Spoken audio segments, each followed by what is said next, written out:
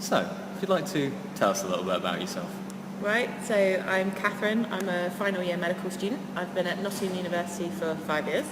I did my BMed side project in immunology, looking at colorectal cancer and fancy molecules to do with that, seeing if we can find a prognostic factor for it. I've just done my finals, get my results tomorrow, so fingers crossed. And I'm hoping to go and do F1 back down in London, which is where I originally come from. Fantastic. So, let's go back a bit. What made you want to become a doctor? Ooh. What made me want to become a doctor? Probably a lot of things. Shamefully enough, probably watching TV programmes like ER, Casualty, Holby City, Scrubs, House, all of those where you're kind of sitting there and going, I really want to do that. I want to be House. I would love to be House. It would be amazing.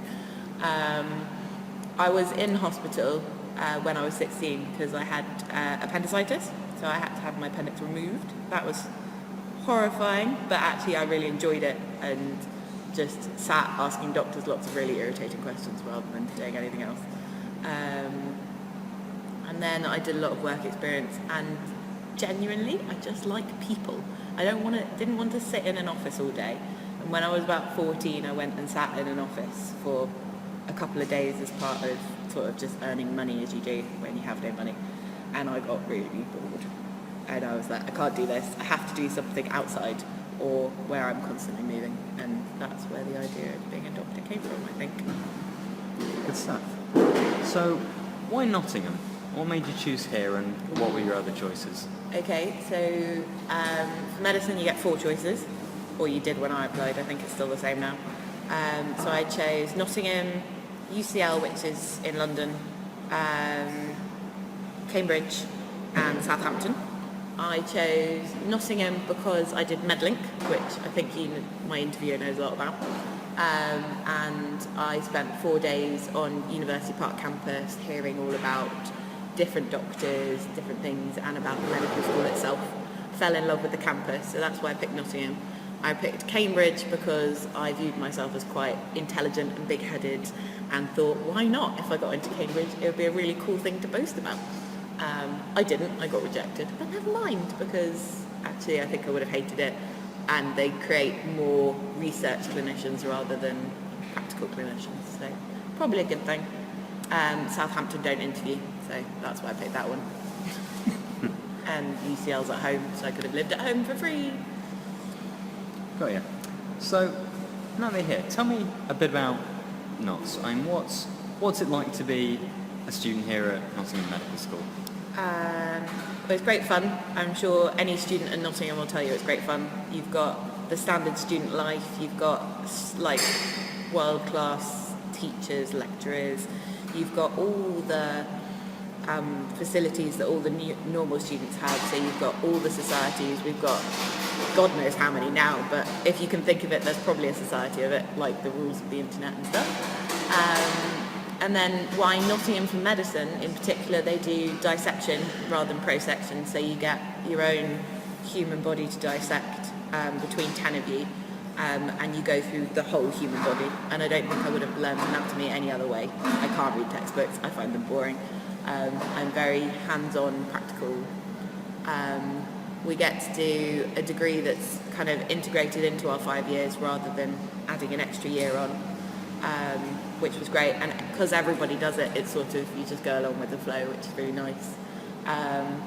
In terms of picking where I wanted to go to uni, it was a nice distance away from home, so if I had a panic attack and wanted to go home, I could go home. But it's far enough away that I feel I've got independence from my family, and actually growing up away from my family is probably a very good thing for me and pretty much everyone I know.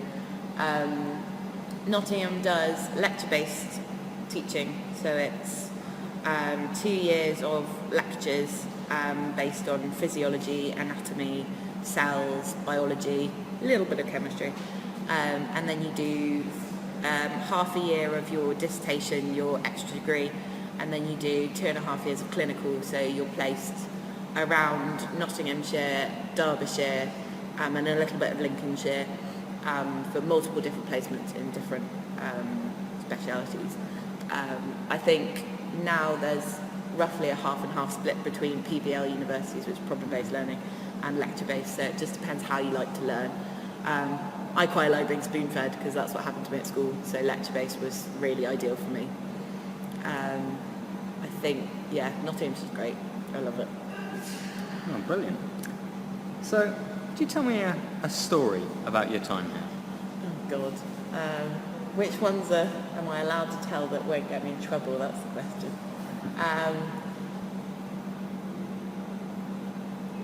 I guess my first kind of trip in the Labour Suite with Ogden Diney, that's been my best moment at university, because at Nottingham, I think quite a lot of medical schools as well, we're allowed to help deliver babies. So we did some training, we sat on labour and sort of watching the midwives do everything. And then the moment when they were like, right, student, you can help this mother deliver the baby, I was like, what? Really? A real life? You're trusting my two hands to kind of take this baby, cut the cord and everything? I was like, crazy. But actually it was the most amazing moment of my life. I wouldn't change it for the world. Wow. So what was your interview like? What sort of things did they ask you? They always ask everybody at Nottingham the difference between empathy and sympathy. And the main things they try and get out of you during interview are your personality. They want to know that you're not just a robot that sat during A-levels, GCSEs, trying to get all A stars, all A's, which obviously you have to do. You have to have a personality, you have to have done other things. So I sing, I act, I play the flute, I've gone abroad to do singing and choral stuff. That was at school. And so what else do they ask in my interview? It's very focused on they ask you, why do you want to be a doctor? And you come up with something that isn't, because I care about people, because everybody says that and they just hate it in interview. They asked me why I wanted to be a doctor and not a nurse. That was a tough one. They asked the difference between empathy and sympathy. And then they very much focused on my personal statement. So at the beginning, I wrote a kind of paragraph about why I wanted to do medicine, and it was all revolving around my different experiences. So my dad has been in hospital for heart problems. My friend was in for mental health problems, and I was in for my surgery. So it was all sort of based around that. And then we kind of went off on a tangent. We were talking about depression. And one of the questions I really vividly remember being asked is, if one of your friends is really upset, what do you do? And I said, well, I sit down with a tub of ice cream and a film and just sit there and chat with them, and if they don't want to chat, we watch the film. That's how it works, isn't it? And they went, right, but what if your friend's lactose intolerant? And I was like, well, there's got to be something else they like. Chocolate, well, dark chocolate, sweets, etc. And I think we went on a tangent about our favourite flavours of ice cream for at least like a couple of minutes. So, I don't know, like, interviews will go different dependent on what your personality is like, what you've written on your personal statement. Nobody really knows if they've got in or not until they get the letter or the phone call or the UCAS thing saying, woo, you're in. But if it goes disastrously, you never really know if it has. But if you really feel it has, go home, have a pint or chocolate or whatever makes you feel better and get on with life, because you can always reapply. A lot of people who take gap years actually feel they benefit more from taking a gap year and then coming into medicine a second time round, because they've had all that time to mature, which I think graduate entry medics compared to undergraduate medics feel they've got compared to us. I'm an undergrad. And they've definitely got a higher level of maturity and understanding of the world compared to us who have just come straight from school. Yeah. So I've got to ask, first of all, what did you say as, why you want to be a doctor and not a nurse? Okay, so I panicked just before my interview because I was in the afternoon and I'd heard some people come out and kind of tell us what the interview questions were, because that's what people do.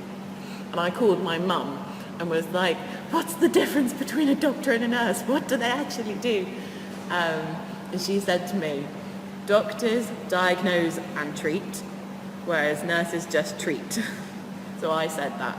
I said that doctors get the best of both worlds. We get to diagnose the patient and to treat them, whereas the nurses just treat based on what we've told them to do. Oh yeah, good answer. So not insulting anyone. Definitely. And what's your favourite flavour of ice cream? Ooh, That's hard. It has changed. It's now half-baked because you get both the goodness of the brownie and the goodness of the cookie dough from Ben & Jerry's. I like it. Is there anything you know now that you wish you'd known before you started? It's really hard. Like, everybody tells you it's really hard, but it's really hard. Like, be prepared for work. Be prepared to work your socks off and feel like nobody really cares. And it doesn't stop. Like, most people, they're students, they do exams, then they go to work and they don't have any more exams. When you're a medical student, exams first year, second year, third year, fourth year, fifth year, end of F2, and then as you go on, you still have exams when you're a consultant. You're revalidated now, I think it's every 5 years. So you have to sit more exams, more interviews, more things, and it's only going to get worse as people complain more and more about the NHS because nobody's ever happy. I can't think what else. You'll have a great time. Make lots of friends. Make silly mistakes as a student, not as a doctor. If you run out of money, don't be afraid to ask your parents for money.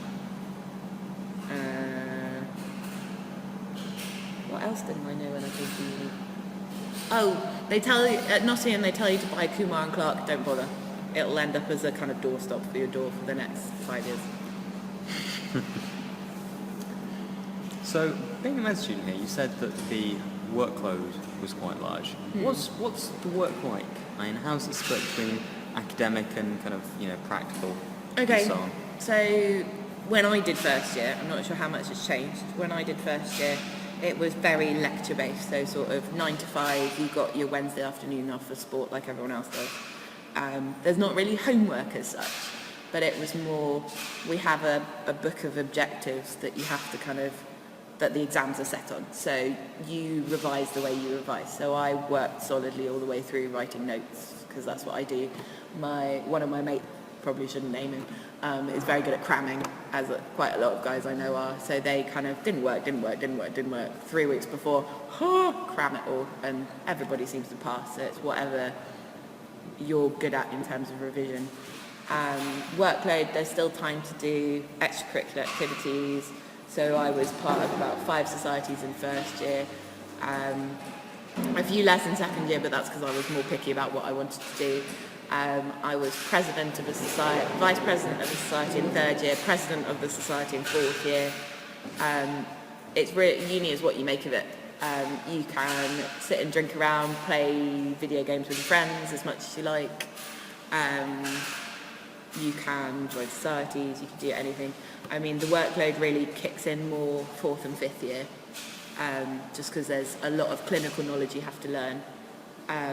But like I said, in first and second year, they really spoon feed you with everything you need to know is on the lecture slides, you just got to learn it. It's not difficult, there's just a lot of it. Right. And you said you were heading to London next, or planning to.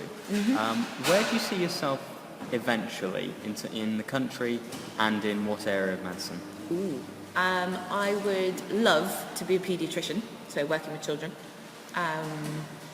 So probably in London, if I can, if not somewhere in the country that allows me to live with my husband, hopefully, my children, hopefully, and to be near my family, because they're at the kind of older end of people's parents, so they need more looking after. I would love to be a paediatrician. I'd love to go abroad and do some volunteering work, and there's a lot of scope with that within medicine. I'll probably do some less than full-time training as well, so that I can spend more time at home with my children. And then in peds you can specialise into more kind of specialist areas, so I'd probably end up doing emergency paediatrics, because I love A&E. Got you. How do you feel that studying and living here has changed you over the past 5 years? I think if I'd stayed in London, I would have been poorer, because even though I would have been living at home, I would just have no money, because it's just too expensive to live there.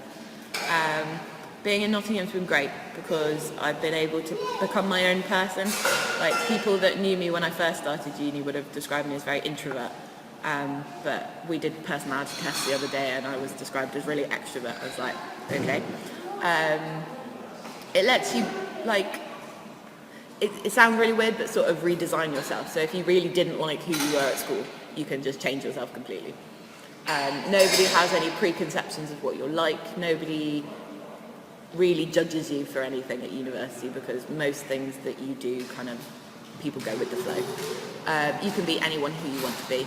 I love Nottingham because they're really chilled. If you need help, there's lots of people there to help you. So I've got medic parents who are people in the year above, medic grandparents who are 2 years above, etc., etc. So I'm now a great grandparent to my first year little medic child. It was so cute. And you've got so many tutors, so much support, and they just really encourage you to do what you want to do. So they encourage you to obviously get your work done, but they also encourage you to go out and enjoy life, because you're going to be doing medicine hopefully for the rest of your life, but you've also got to live life. Like, nobody wants to just sit in a hospital 24/7. Fantastic. What are your strengths that you think will make you a good doctor? I'm happy. I'm very happy, very cheerful, very bubbly. I feel I'm quite a personable person. I'm very organised, very good at time management, fairly good at communicating. Probably lots of other things as well. I don't know. I think a harder question is, what would make you a bad doctor? And I think I care too much. And I think that was one of the questions they asked me in an interview, was what would make you a bad doctor, or what are your weaknesses? And mine is, I care too much. I get very upset when people pass away, or if people yell at me, or anything like that. But I think in medicine the main thing is to know what your strengths and weaknesses are, and to work on your weaknesses and help others work on their weaknesses, rather than be a surgeon and be really big-headed. What's the one main piece of advice you'd give to anyone considering medicine? Do work experience and make sure you really want to do it, because it's for life. It's like the puppy advert. You don't get a puppy for Christmas, you get it for life. Medicine will become your life, and you've got to want it to be your life. Excellent. Any final thoughts to leave our viewers with? If you do medicine, enjoy it, love it, and if you don't like it, leave. If you don't get onto medicine, enjoy whatever you actually do, because most people in the world enjoy their lives, whatever they go on to do. Fantastic. Thank you very much.